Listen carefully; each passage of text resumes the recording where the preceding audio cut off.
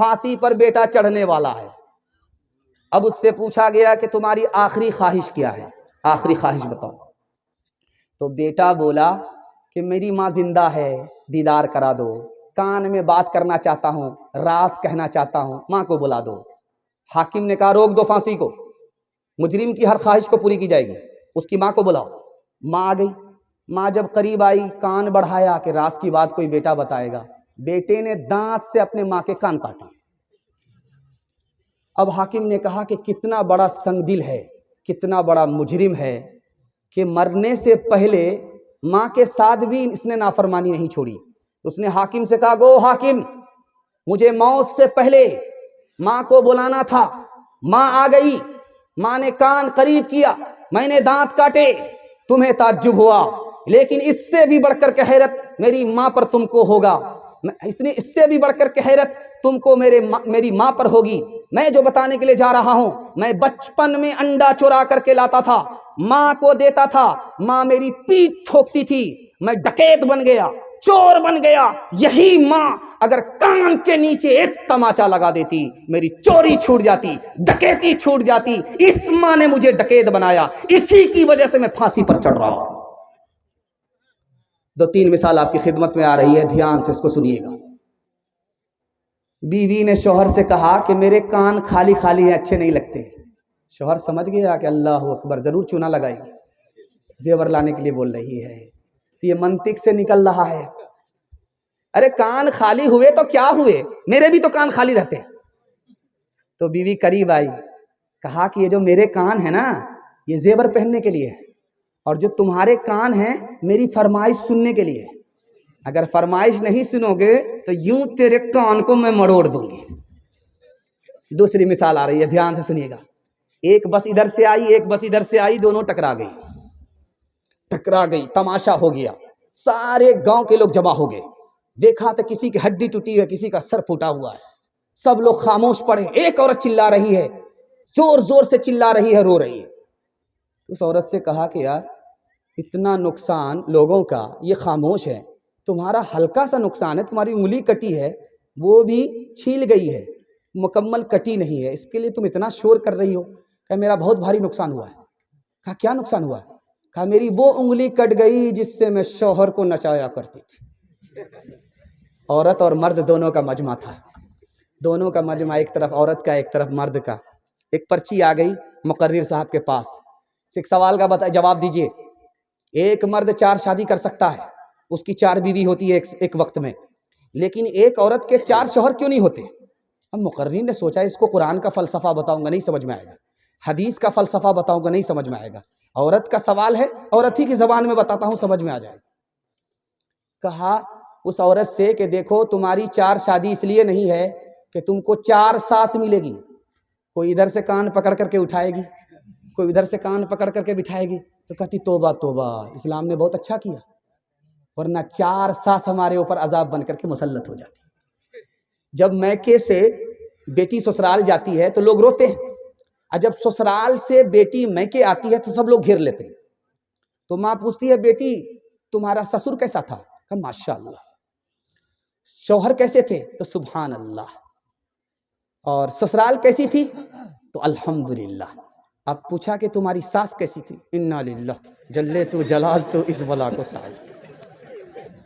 ماں کو سمجھ میں آ گیا، اس کو سب پسند ہے لیکن ساس پسند نہیں ہے، سسرال بھی پسند ہے، شوہر بھی پسند ہے، سسر بھی پسند ہے، لیکن ساس پسند نہیں ہے۔ تو ماں ہوتی ہے، تجربے کی بھٹی میں وہ تپی ہوئی ہوتی ہے، تجربہ ہوتا ہے اس کو۔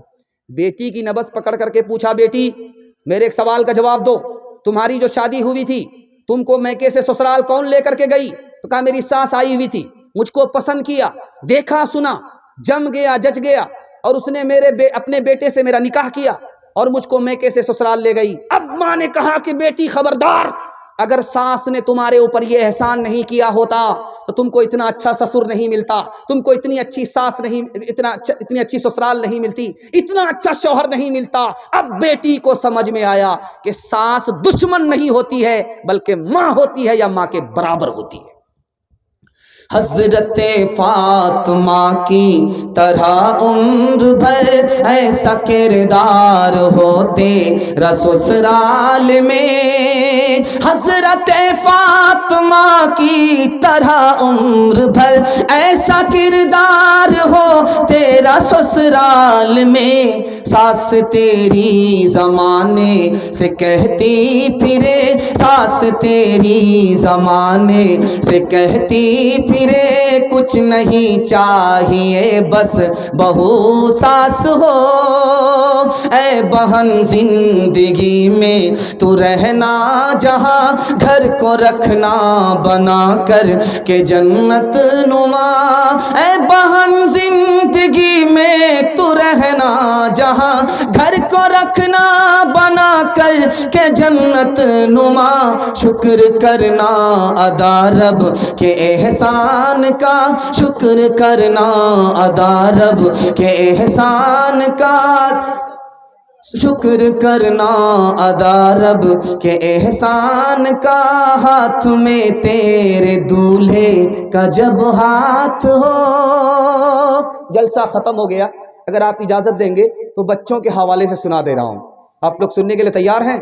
دونوں ہاتھ اٹھائیے انشاءاللہ، سب کام پہلے ہوگا، شادی سب سے بعد میں کریں گے، ہاتھ اٹھائیے انشاءاللہ، شادی بعد میں کریں گے تو بچہ کہاں نصیب ہوگا؟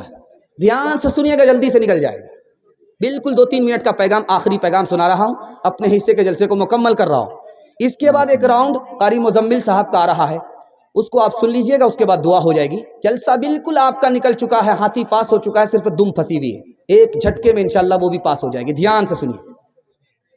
ماں نے بیٹے سے کہا کہ بیٹا حرام مت کمانا، حرام مت کھانا، تو بیٹے نے پوچھا کہ اماں کیوں، تم کو مطلب ہے ہمارے کمانے سے؟ حرام حلال کی بات تم کیوں کرتی ہو؟ تم کون سی مفتی ہو، کون سی عالم ہو، حرام حلال کی بات کرتی ہو؟ تو ماں نے کہا کہ بیٹا اگر تم حرام کماؤ گے، حرام کھاؤ گے تو میرا دودھ برباد ہو جائے گا جو بچپن میں نے تمہیں پلایا۔ بیٹا نکل رہا ہے، میدان میں تلوار لے کر کے جا رہا ہے، لڑنے کے لیے، اللہ کے دین کو بلند کرنے کے لیے جا رہا ہے۔ ماں نے روکا، بیٹے رک جاؤ، کہاں جا رہے ہو؟ کہا خدا کے لیے جا رہا ہوں، خدا کے دین کے لیے سر کٹانے کے لیے جا رہا ہوں۔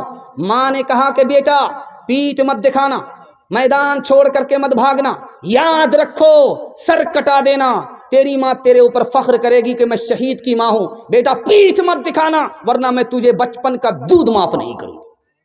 تیسری مثال آ رہی ہے، دھیان سے سنیے گا۔ سولی پر بیٹا چڑھا ہوا ہے، لاش کے پاس ماں آ کر کے کہتی ہے سبحان اللہ، ماشاء اللہ، الحمدللہ۔ تو لوگوں نے کہا کہ اس ماں کا دماغ پاگل ہو گیا، بیٹے کی مصیبت دیکھا، لاش کو دیکھا، اس کا دماغ پاگل ہو گیا۔ ماں نے کہا میں پاگل نہیں ہوں، میں نے بچپن میں اپنے بچے کو اسی لیے دودھ پلایا تھا، حق بولنا، حق پر کھڑے ہونا، گردن کٹانی پڑے گردن کٹا دینا، لیکن جھوٹ مت بولنا۔ میرے بچے نے میرے دودھ کو برباد ہونے سے بچا لیا، مجھے خوشی ہے، مجھے غم نہیں ہے۔